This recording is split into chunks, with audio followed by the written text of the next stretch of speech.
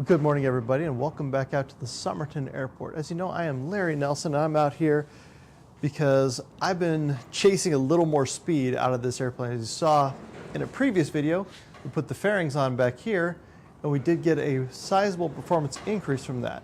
And that got me thinking, what else could I do to increase the performance of this plane? And it got me thinking, what I really needed to do was add wheel pants.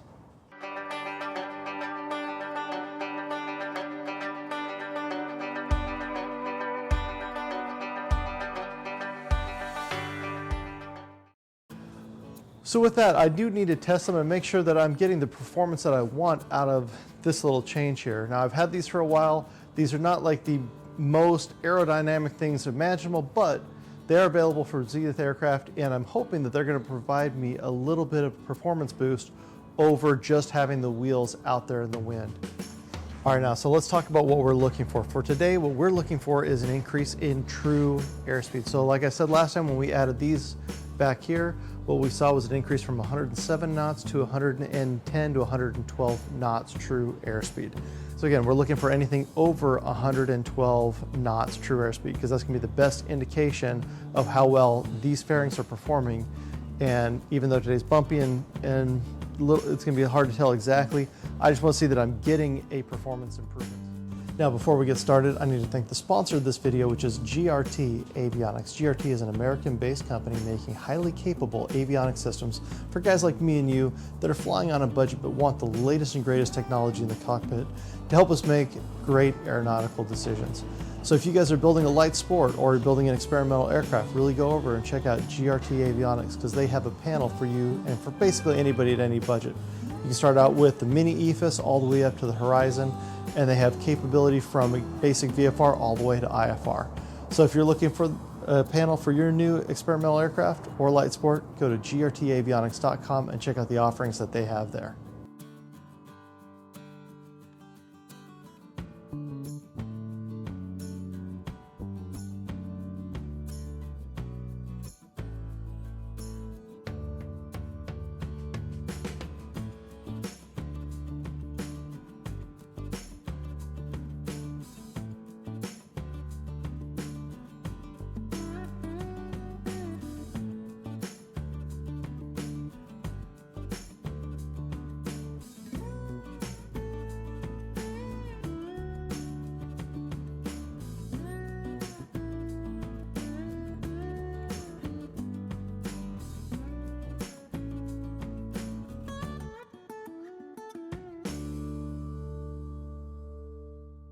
But here we are, looking right here at the air. So you're doing 113 knots, true.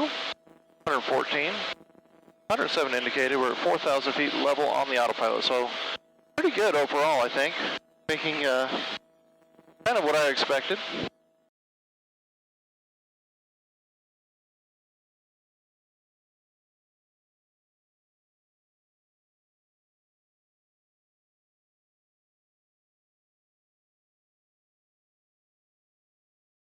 After clearing the Yuma airspace, I headed out to the west to check two more directions. So I did one west run and another run to the east to see what those numbers look like. Alright, so I'm just trying to get it all leveled out here. So it's hard to kind of feel like it's bouncing because of today's weather. So we're level 4,500 feet. We're kind of bouncing up and down. Gotta get the power to where we want it, which is 3250 RPM.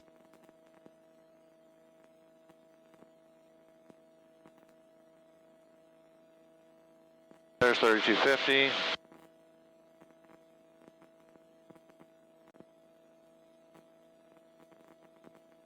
So there you go, 114 knots true. Adjust trim. 320 Juliet Lima, you approach altimeter 3014. So again, 114 knots true up here at 4,500 feet. Let's get a little carpet cabin heat on in there. I mean, it's cold, but you know, for you guys out on the other side of the country, probably not so much. Okay, we're going opposite direction again, 4,500.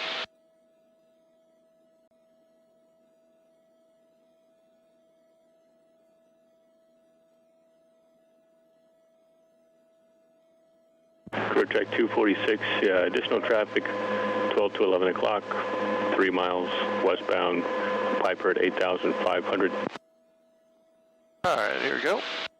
Project 246, contact Albuquerque 126.45. All right, so we'll get this thing leveled out this way.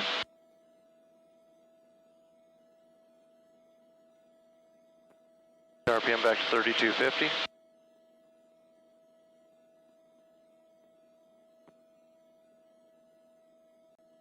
And again, we're seeing that 113, 114 knots. So yeah, the wheel pants did a little something. Hard to tell exactly what it is in this bumpy weather, or this bumpy air. I think it's not terribly bumpy, but it's just ups and downs, and I can't get it into just kind of trim out level. See, we're going up and down 200 feet at a shot.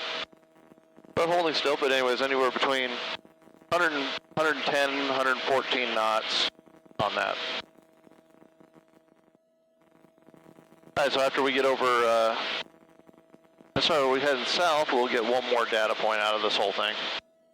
But yeah, 114 knots is kind of what I'm seeing when it's nice and level for a couple seconds. It'll go up to 114 knots. So the two together appear to be giving me a really good 114 knot true airspeed. Skyway 49 and 48, to approach, copy, altimeter 3014.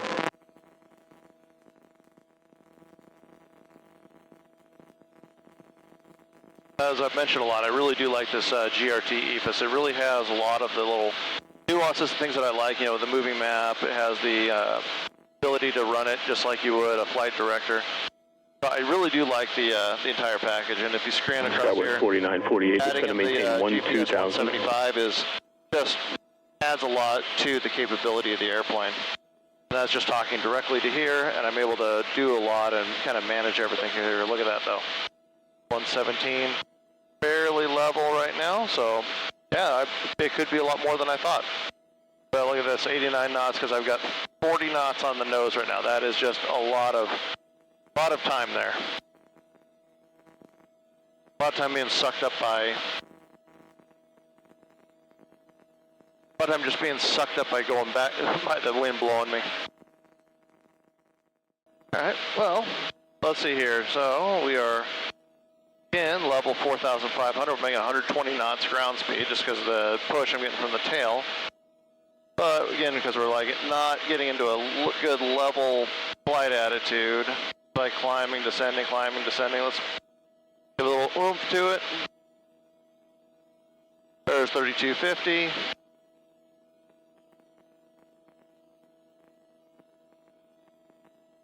Asking me to put a little bit of down trim in here.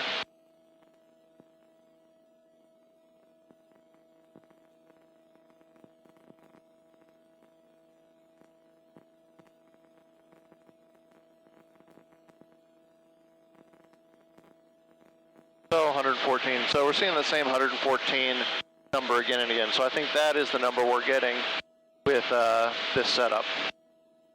So I'm going to fly quite a bit to the south. We're going to come back in and land on runway 35 in Somerton. Somerton traffic, experimental 8 limit over, final runway 35, Somerton.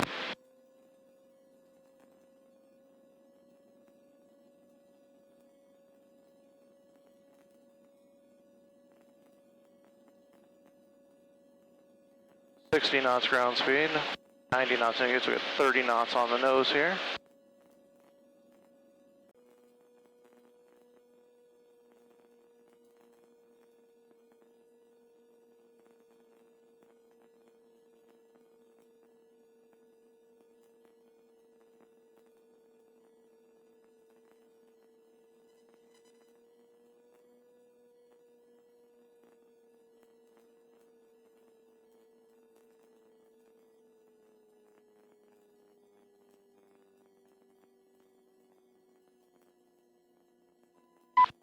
Obstacle.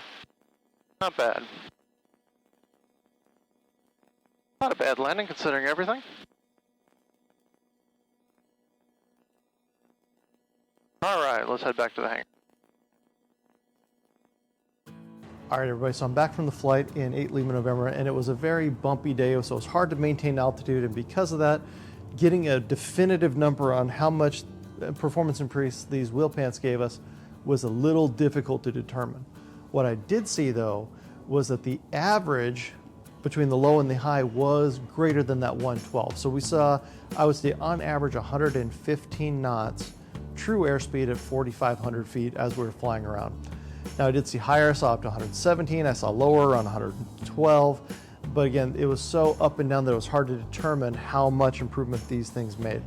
So what that tells me is I need to go fly again and get a really good number of how much these things are actually giving me.